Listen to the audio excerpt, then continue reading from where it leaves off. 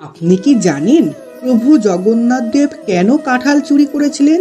একদিন প্রভু জগন্নাথ তার পরম সখা মাধব দাসের কাছে গিয়ে বললেন যে এই পুরীর রাজার কাঁঠালের বড় বাগান রয়েছে, তবুও আমায় কাঁঠাল ভোগ নিবেদন করে না। আমি পাকা কাঁঠাল খেতে চাই।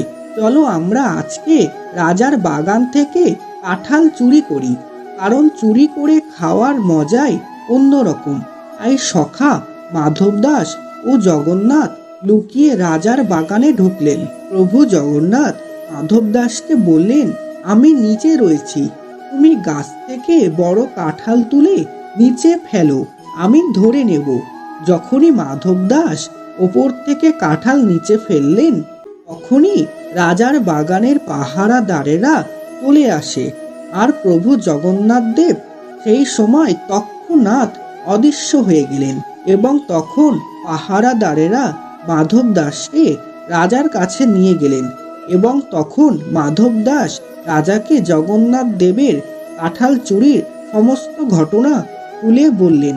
তখন রাজা বললেন, আজ থেকে আমার এই কাঁঠালের বাগান আমি প্রভু জগন্নাথের নামে লিখে দিলাম। আপনি যখন ইচ্ছে এই কাঁঠালের ভোগ জগন্নাথ দেবকে নিবেদন করতে পারেন। তাই সেই থেকে জগন্নাথ দেবের প্রিয় ফল কাঁঠাল।